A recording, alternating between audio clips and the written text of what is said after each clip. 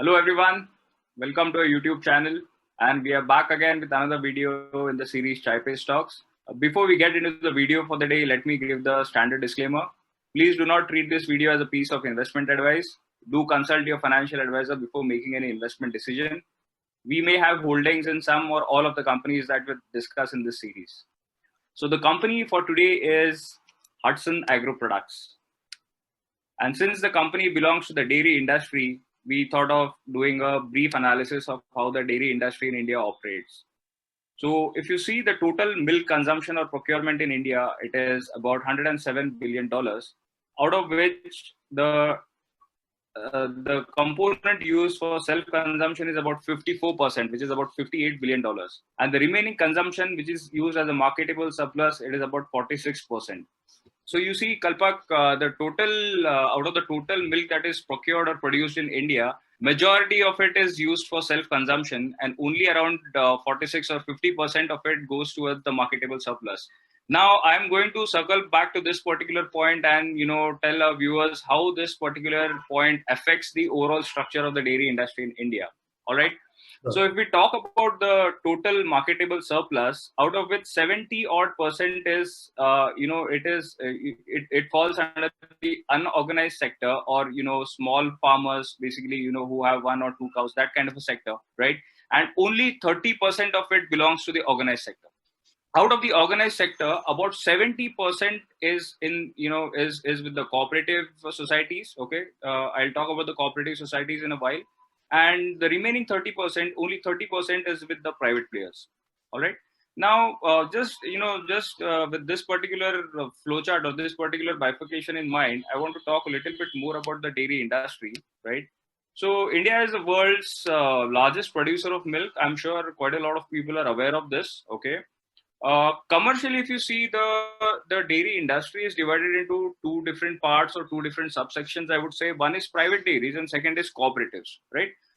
So if you see, before 1992, majority of the procurement of milk that used to happen in India was on a cooperative basis. Okay, so 1992 was a time when the dairy industry in India was opened up for private players. Okay. Now, this year marks a very, very important year in the history of a company like Hatsun Agro, because this was the year when Hatsun Agro transitioned from an ice cream company into a milk producer or a milk processor.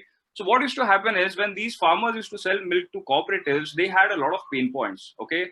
One of the pain points was, these cooperatives, they used to pay farmers with a lag. Okay. So generally 15 days, 30 days of lag.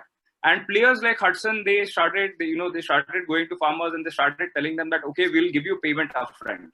Okay, so that was one of the selling point, and that was the way that private dairy players started poaching farmers, and they started convincing farmers that instead of supplying milk on a cooperative basis, why don't you supply milk to us? So the dairy industry is incomplete without talking about Amul. Okay, so I've just given 4-5 points here, and you see the total turnover of Amul for the year 2019-2020 was about 38,550 crores. Now that is huge. I'll tell you how much this compares with a private player like Hatsun, which is one of the the biggest dairy, the private dairies in India, right? So Amul procures about 23 million liters per day, which in Indian terms is 2.3 crore liters per day. Okay. It has 18 member unions in 33 districts, right? It has 18,600 milk cooperative societies. Now, what happens is, Amul is a federation. Okay. And cooperative societies are registered with Amul as individual cooperative societies. Okay. So you see the number here, it is 18,600. That's a staggering number according to me. Okay.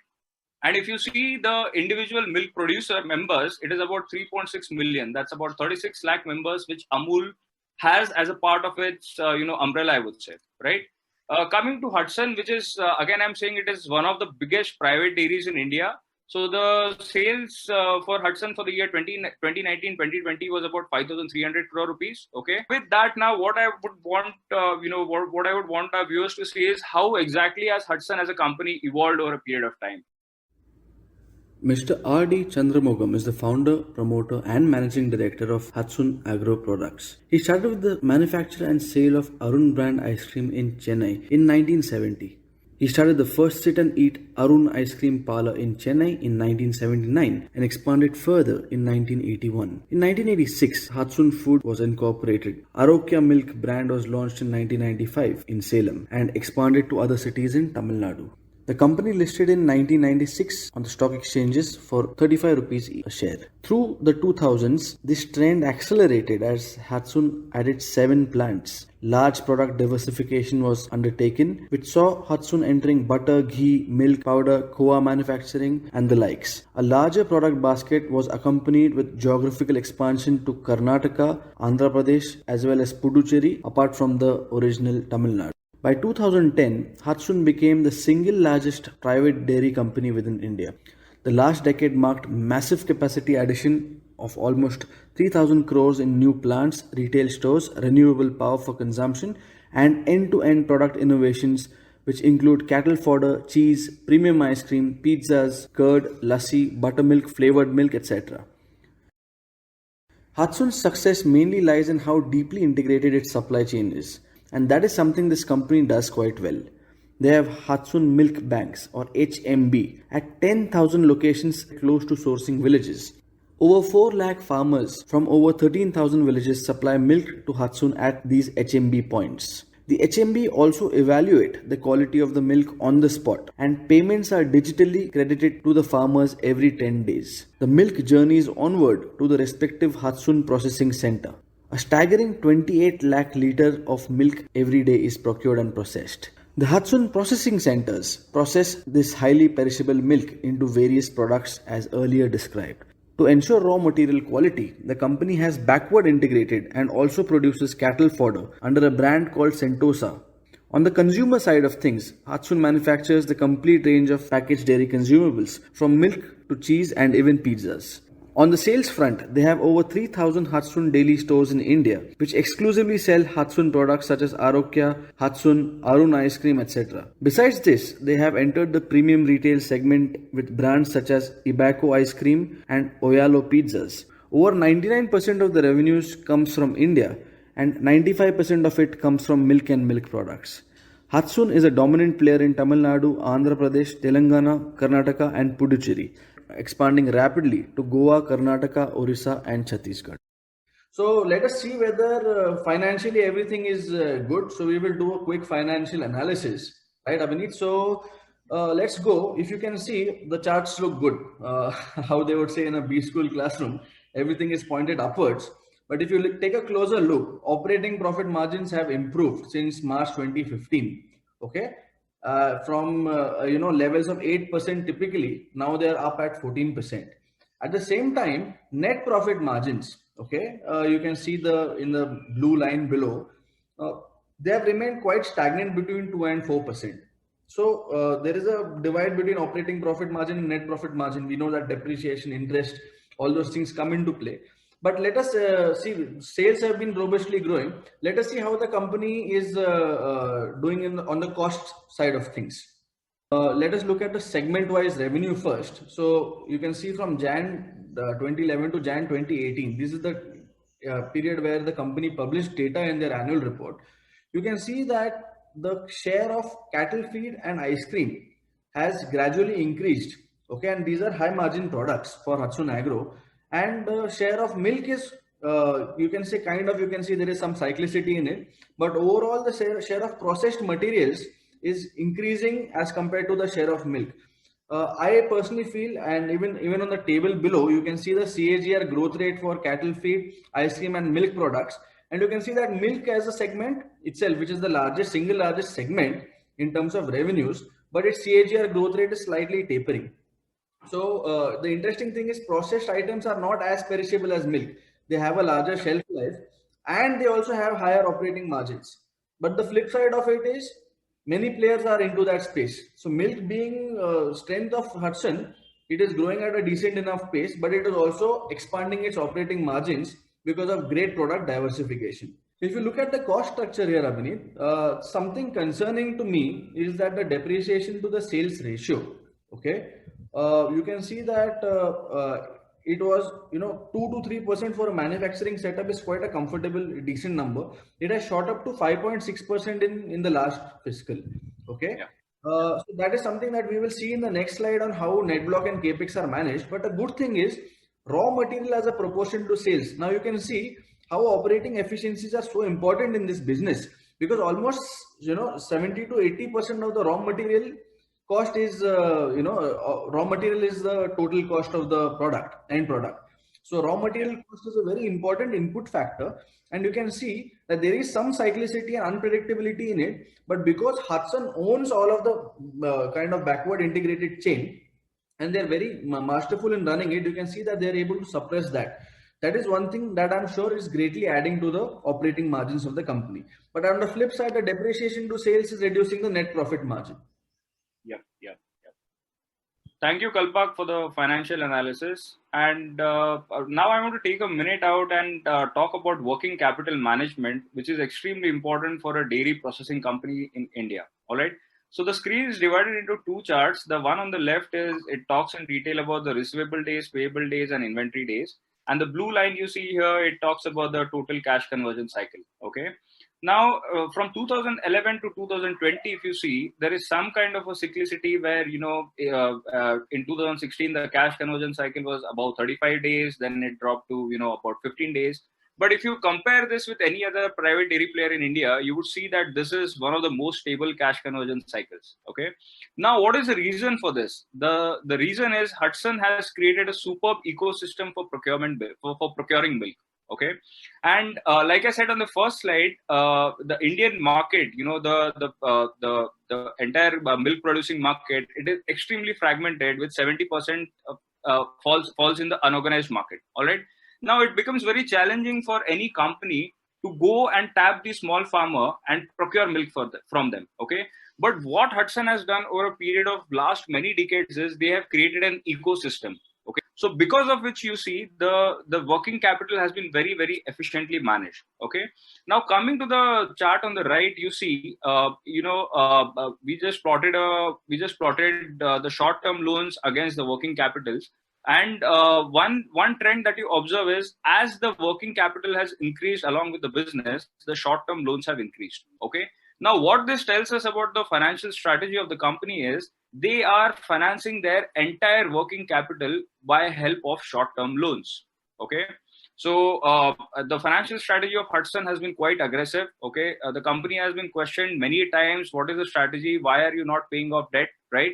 But the company has its own reasons, and we will touch upon this. What could be the reason why the company is not paying off debt? Okay. But the point to note from here is the company is has decided to keep financing their working capital requirement using short-term loans. Yeah. Talking about the cash flows of Hudson, the table on the left-hand side gives the total cash from operations for the last 10 years, which stands at about 2,400 crores, 2,386 crores, out of which interest paid is 604 crores, dividend paid is about 376 crores, and tax paid is 254 crores, right? And they have made a borrowing of about 1,100 crores, and equity has been raised to the tune of about 550 crores. Now, what are these numbers? How do they add up to? So there are various ways of looking at it. Okay. Firstly, why is the company having a heavy borrowing and despite that paying dividend? Okay. Because if you see, if the company pays dividend, it means that they have surplus cash flow, right? But that cash flow is financed at the expense of the interest cost that they are paying. Okay. And if you see 600 crores that goes towards interest, okay, it is not doing anything, but it is eating up into the EPS of the company, okay, the earnings per share of the company. Now, one way of looking at it could be the company is reducing the overall cost of capital for the equity holders by adding on to some debt, okay, because raising equity in our country is expensive. We all know that the cost of equity is somewhere in the range of 13 to 15% for any industry, right? So I would say one way of looking at it is, because of the interest, because of the debt that they have brought down the overall cost of capital for the the equity holders, or for the overall company, I would say, right? Moving away from that, what I want to highlight your attention to is the net fixed asset turnover ratio of the company. Okay. Now, this is something which I very honestly do not like. If you see the net fixed asset turnover ratio, or the NFAT ratio, has been falling over a period of last 6 to 7 years. Okay. Now, on doing some analysis about this, why could the ratio, keep falling consistently? One of the reasons could be the company has been adding on to capacities for creating value-added products. Okay, so recently they have started a factory for producing or manufacturing paneer on a very large scale. Okay, now as the company matures, as the capacities mature, the cash flows from these capacities are going to increase. Okay, so the fall that you see here is very likely to be a temporary fall, and the NFAT ratios will again go up to the tune of about 5.56. Okay, that is what the company has historically maintained. But the fall here is mainly because of the new capacities that have come, that have been added in the last couple of years. All right. Coming to the financial strategy of Hudson, like I said, the company is aggressive in its financial strategy. So you see the debt to equity ratio, the blue line, they have consistently maintained at about 3.5 times of debt to equity ratio, right? Now, this kind of a number is generally worrying, okay, because maintaining 3.5 times as a debt to equity ratio is difficult to do. All right, and in the last 2 years you see the ratio has fallen to about 1.5 times, right? Now, how do you interpret this? That is a question.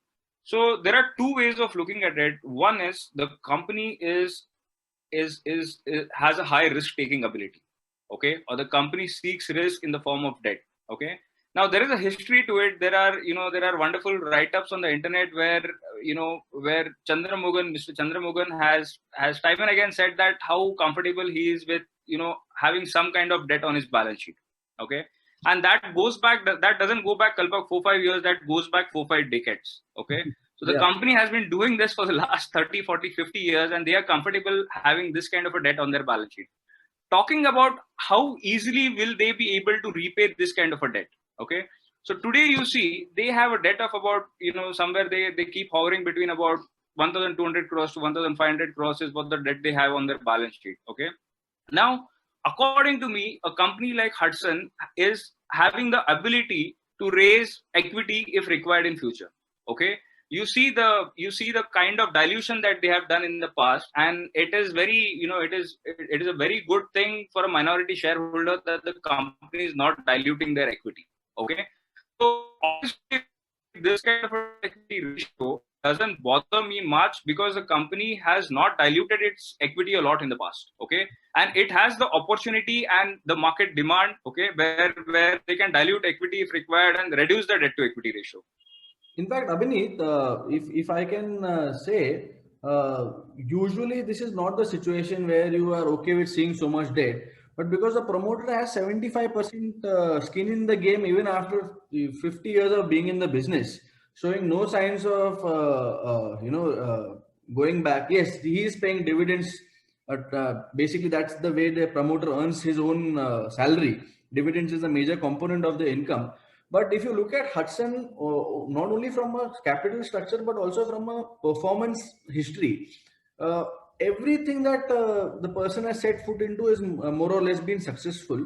And there has been disruptive behavior, started from milk products, even cattle feed. Now they have a premium ice cream and chocolate range, which has own retail stores.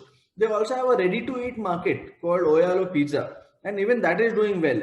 So when the company has shown a history of performing, coming out with radical products, taking on debt, adding new plants, and also performing, also making those almost every business segment that they enter into cash flow positive, you don't have a problem with the debt. And tomorrow, even if there is, say, a few plants that don't work out and they are in a difficult position, 74% of equity is still with the promoter. Okay, so dilution is very much possible. The company's market cap is 15,000 crore. Okay, so the debt is 1,500 crores. So it is not very difficult to pay it off. So you're right, absolutely bang on that. The debt strategy is a smart strategy from a perspective of reducing the cost of capital. And if you look at the CRISIL rating on the next slide, you can see that CRISIL has also said something very similar about the company. They have given a very favorable rating. Also said that the liquidity position is quite strong. Okay. And the only weaknesses that they've really outlined is that they are constantly entering new markets. So there they can find competition and different consumer preferences. And there are changes Yeah. in environmental conditions which could have, a detrimental impact to the business. But over and above, this is a very riskily managed business which is run very well. Okay, Yeah. and it is quite surprising how a one-man army has been able to create a 15,000 crore brand out of nothing. It is truly a middle class businessman story, Abhineet, Yeah. and something that India should be also very proud of. That such businesses are coming out of hinterland, rural India, and making their way into top level urban India. It is quite remarkable. Yeah. Yeah. So if you look at how easy or difficult this business is, this one slide is going to give it all away. Okay, people can pause the video to get a better look, but more or less this picture paints the story why Hatsun Agro is by far the best in all aspects as compared to the competition. The Yeah. competition put together is not having the kind of might that Hatsun Agro has from a bottom line and top line perspective. If you look at the even the working capital management, okay, or the cash conversion cycle, Hatsun is still the best over there. Okay, the interest coverage ratio also, Hatsun has a very comfortable interest coverage ratio. So they are managing their capital very well. The only Yeah. cause of concern for me, Abhinit, is that net fixed asset turnover ratio. Okay, like you said, over the last since 2015, they have really gone on a splurge. Okay, out of that 3,000 crore capex that we spoke about in the last decade, almost 2,500 crore has come in the last 5 years. Okay, and as we know, capacity takes time to kind of show results. So I feel that this ratio should be closely looked at in this company's case. But I feel that it will start going up very quickly. But if it doesn't, it's a cause of concern. Okay, because the Yeah. new capacity that is being added, it is not generating as much revenue, which is definitely concerning for an FMCG company. Also, if you look at Absolutely. Yeah. also, look at the number of retail stores. Hatsun has 3,000 plus own retail stores, okay, which include the daily stores. They include the Hatsun, the Ibaco stores and the Oyalo stores, which is quite remarkable considering that on one side they are, dabbling in rural India, procuring milk, paying farmers on time, taking care of the cattle, and on the other end they are also able to start a store successfully.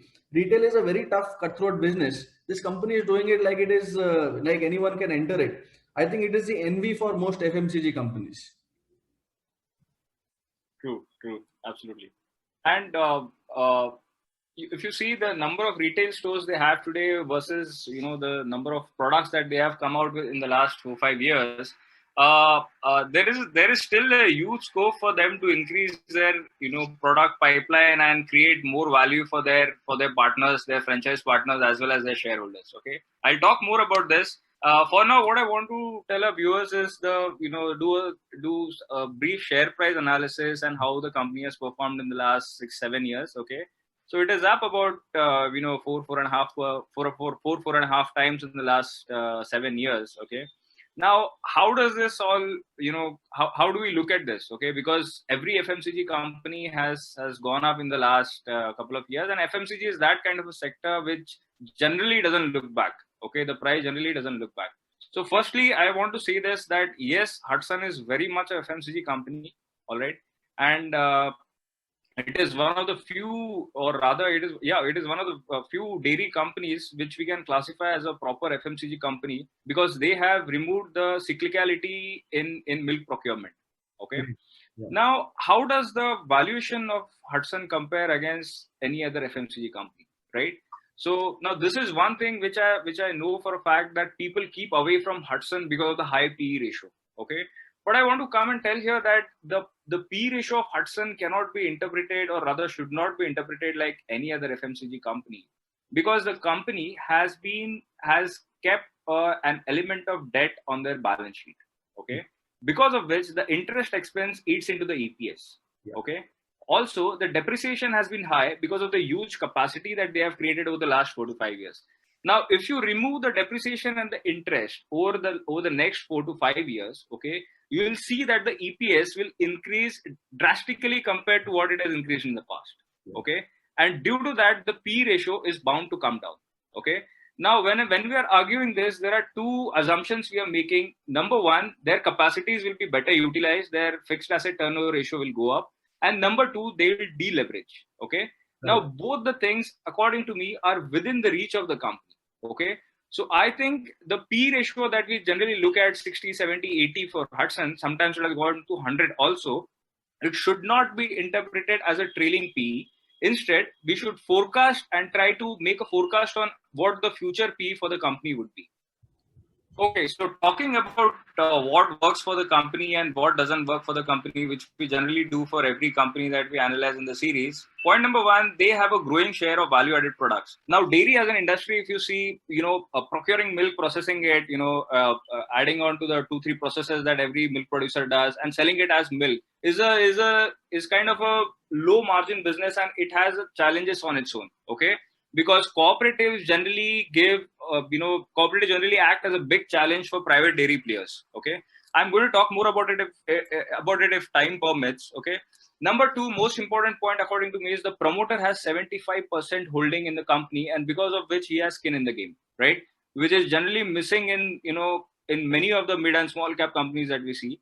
Point number three, very important point, is robust milk collection process. Okay, I have spoken a lot about this in the earlier slides. Point four, prudent working capital management has been explained in detail. Point five is backward and forward integration is likely to drive margin expansion. Now you see, Kalpak, this company very strategically, what they have done is they make everything from a cattle feed to a pizza. Yeah. Make cattle feed, they procure milk, they process milk, they make cheese, they make paneer, and they have also started their own outlets to sell pizza, right? Sure. So it is a complete integration across the value chain, right from cattle feed to a retail store, and because of which the margin expansion in the future is going to drive the EPS growth. Okay, so if you see the sales growth of Hudson, it is not something very impressive. In fact, in the last quarter, they have reported about 4-5% increase in the revenues, which is not impressive. But I want to point your attention to the fact that the EPS growth is going to come from margin expansion even in the future. Yeah, yeah. Point five, which is again a very important point, is milk processing is cyclical owing to variances in milk prices. Okay, and Hudson has been able to keep the raw material cost in check. Like you said in one of the slides, Hudson has very, very smartly been able to contain their raw material prices despite the cyclicality in milk prices. Okay, this is one of the very important points, that the company has a stable margin profile. Yeah. Talking about what doesn't work in the company's favor, number one, it is a capital intensive business. We have shown the depreciation to sales ratio, the net fixed asset turnover ratio. Okay. Number two, which again I want to draw your attention to, is high borrowings and a high dividend payout. Now, generally, you see the company, what is doing is they are borrowing and they are paying dividends, Okay. But if you try to add, if you try to add up all the numbers together, what they're doing is, with the borrowings, they are financing their working capital requirements. Okay, and dividends are coming out as a part of the profits that they are making. Okay. Secondly, if you look at the annual reports of the company, the management, as the salaries that the management withdraws is kind of it is not very high, and because of which a high dividend payout is justified for the promoters. Yeah. All right, and even for the minority shareholders. Point three, dairy is predominantly a local business, and whenever a player like Hudson is going to expand into new states, they are going to find some challenges. Okay, because Kalpak, what is happening is private dairy players are going and they are convincing farmers to sell milk to them instead of the cooperatives. Okay, now in this situation, you cannot expect the cooperatives to sit with hands folded. Okay, there will be some kind of a resistance. There will be some kind of issues wherever they expand in every new state for milk procurement. And that is why, expansion only in milk or milk processing is going to be a challenge. Okay. But to counter my own argument, the company is not just a milk processor. It is getting more and more involved into the value added products. Yeah. Finally, the company has low free float, and because of which the valuations are stretched. We have already discussed this point. 75% is with the promoters and only 25% is with the minority shareholders. And here's one point, Kalpak, that I want our viewers to think about. While I was doing research for this company, I saw a few videos where milk is increasingly being made in laboratories. Now, I know that doesn't sound very good, but what if it becomes a reality? What if it becomes a reality in India? Where do we see our dairy industry going? All right. According to me, the possibility of something like this happening in India is low, because India is predominantly a vegetarian country, and the dependence that people and we overall have on animal protein is very high. All right, and but still, what happens if something like this happens? What happens to our dairy industry is a question that I want to ask to the viewers. Okay, so what is the verdict on the company? We have discussed quite extensively about the company. So let me first come to the ratings. The business, I would like to rate it a 4 on 5, or somewhere between 4 and 5. Valuation is definitely not very attractive, and however, I have explained the reasons why you should look at the PE ratio of Hudson differently than any other company. Promoter has a very strong track record, and again, I would rate it somewhere between a 4 and 5. Okay. So the final verdict is it is a consumer facing company, and it has huge opportunities to create value for shareholders. Okay. So they started with milk, they started with ice cream, they added milk, they added products like curd, paneer, cheese, pizza, and ice cream parlors like Ibaco. Okay. So the number of products that they can add to their stores or their basket in the future, according to me, is the possibilities are a lot. Okay, since it is a consumer facing company and it is a perfectly backward and forward integrated company, right? The flip side, the company has an aggressive strategy both in terms of operations and the financial strategy, the capital structure. Here's the disclaimer that I want to give. We hold this company in our portfolio, the Middle Class Businessman, and we encourage you to subscribe to the portfolio through SMALLCASE. The link is there in the description. If you would like to take a look, we definitely encourage you to take a look at the Middle Class Businessman portfolio.